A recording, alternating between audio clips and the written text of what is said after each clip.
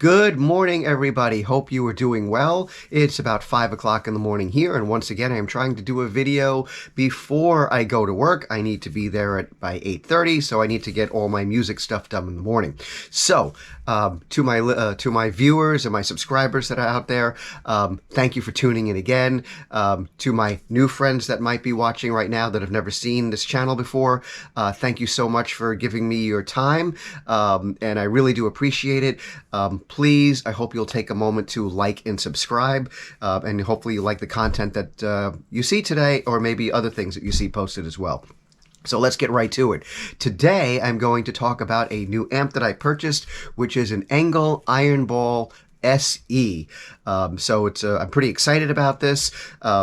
I'm not going to get into every single detail of the amp, but I do want to talk about some of my experiences with the amp, as well as some opinions that are out there about this amplifier as well.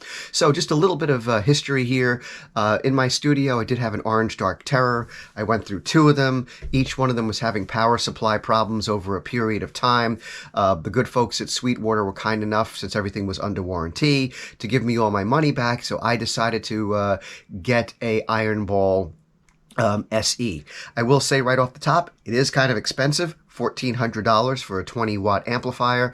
It is worth it, but we'll get into that in a moment. But I did feel it was worth giving this amp a try, simply because I kind of had $700 built up in equity in the Dark Terror, which I was able to transfer over to the Ironball, and the Dark Terror was paid for already.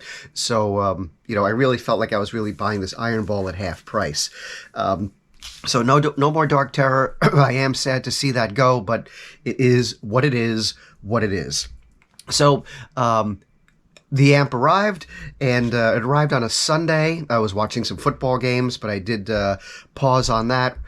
Ran downstairs into the studio, unboxed it, set it up, wanted to make sure everything worked out, and everything powered up and all that other fun stuff. I did, plug it in and try to get some sound out of it right away, but immediately I could tell it wasn't going to be the easiest amp for me anyway to dial in. So that was almost a red flag, but we'll get to that in a little bit. So let's talk about some of the features that the amp has, or what it's comprised of.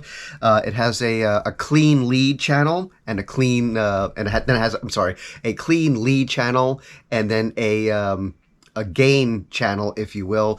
The clean lead channel sounds very pristine, very nice, really super cool. For $1,400, I wish it had two inputs so you could actually just kind of dial in each of them on its own. It doesn't. So be it. But the lead gain has a lot of crunch, and truthfully, that's where I'm going to be at. I actually use my Randall amp for most of my cleans anyway. The lead gain has lots of gain, nothing that you need to worry about there. You can EQ the amp with bass, mids, treble, and a great lead presence. The presence is very sensitive, so it really helps dial in things. I really like that over there. Has lead volume and master volume. Get those adjusted properly, and you're well underway. Features, you can store information. It has an MVB, a master volume boost. Reverb, which I played with just a little bit, but I don't use it all that much. Their delay in the amp is absolutely fabulous. You could it mixes itself in with a mix of feedback and delay time. Pristine delay. Really love it, using that in each time that I've used the amp. Very, very cool. Has a gain boost as well, so I don't recommend using the MVB and the gain boost at the same time. That kind of muddies up the sound, but the two are definitely different and give a nice, tight, crunchy sound. It's pretty awesome. It's got an effects loop. It can be brought from 20 watts to 5 watts down to 1 watt with the power soak features, and it has a really great noise gate. When I'm using my other amps, especially the EVH Iconic, I use an MXR noise gate. I noticed that my MXR noise gate really wasn't doing the trick with the Engl, the Ironball. However, using the noise gate that is built into the amp, I just can't go wrong. That thing stays really super quiet. The amp has a tendency to be a bit noisy. Throw on that noise gate, which you can dial in very easily, and that thing is quiet as a church mouse, as they say. So it's really great. Cute little feature that's built into it. The handle up on top actually recedes back into the amp, so it's easy to stack things on top of the amp. By day 2 of using this amp, I was definitely able to get into dial in tones that were more suitable for me.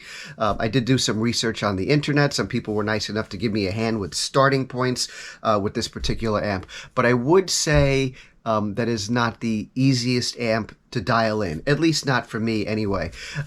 Has a ton of gain, that's great, but it's not the kind of gain that just kind of really hits you in the head and boom, there it is, and you dial it in from there. Definitely took a lot more finesse to dial this in, but it was well worth it. The sound on this amp is amazing. Now, truth be told, when I decided to switch out of the Dark Terror and try an Engl amp, I was aiming for the Fireball. That seems to be the amp to go to with the Engls.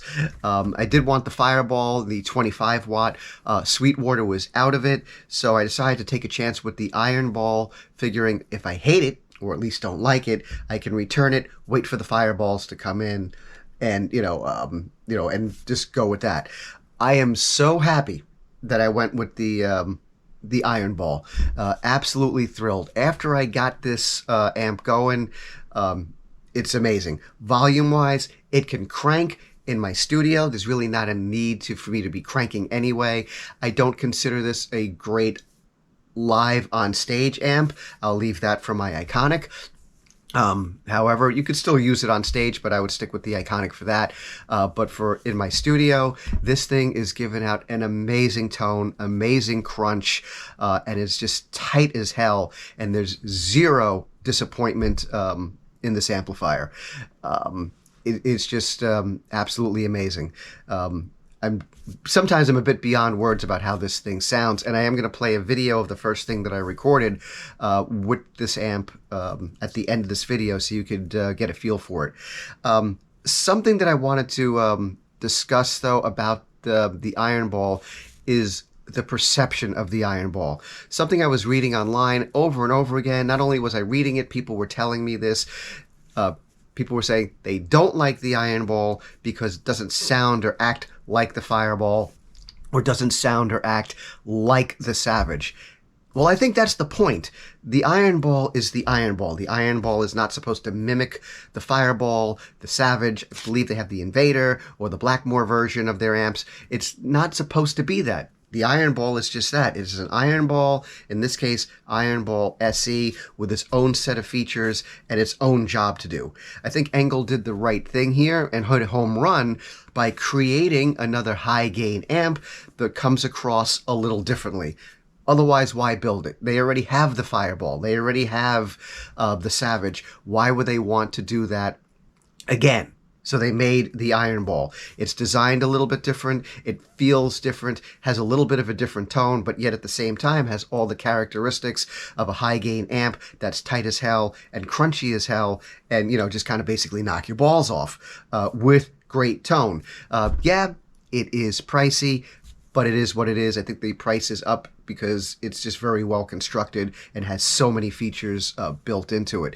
So if you're looking at the Ironball, please don't look at this as I'm getting myself the next version of the Fireball, because that's not what you're getting. You're not getting the next version of the Savage. What you're purchasing is the Ironball, and you have to purchase it for what it is. I'm not looking for my wife's Toyota to be my Ford. It's a Toyota. My car's a Ford. End of story. They're two different things. Yes, one's better than the other. The Ford actually sucks, and my wife has the better vehicle, but they are different, And in this case, the Ironball, is the Ironball. The Fireball is the Fireball. They both are fantastic. The Savage is fantastic. So look at this amp as it is and stop trying to make it something that it isn't, because I would highly recommend the Ironball for the sound, the tones you can get out of it, the tightness, the crunch, the features, especially that delay, especially that noise gate that are in there. This amp comes with impulse responses too, so if that's your thing, go for it. I mean, it's got just a ton of things to work with. If you have the money, if you have the time, and you like playing with amps, this Engl Ironball, it's pretty amazing. I'm not sponsored by Engl. Wish I was, and get more stuff from them. This is something that I've done on myself. This is my own purchase. This is solely my own opinion. So the next step on this video is I'm going to play about a minute and a half of a video of a Swoller Riff Challenge, which was the first thing that I recorded with the Ironball. I'm using this microphone here, right here. Sennheiser E609, which picks up the sound out of this beautifully. I was exceptionally pleased. It's going to be going through my 4x12 cabinet, which has PV Valve King speakers in it. And that's everything I have to say about the Engl Ironball. I hope you find this video useful. I hope you find it enjoyable. I hope you like the music at the end of the video. Again, if you do like the content here, please, I'd love for you to like and subscribe. I reached my goal of 300 viewers. I'm now shooting for 400. A little bit lofty. It'll take a while to get there, but with your help, I can do it. So in the meantime, please stay metal, stay safe, stay well, take care of yourself, take care of your others, and that's all I can say for now. Now it's time for the video. I hope you enjoy.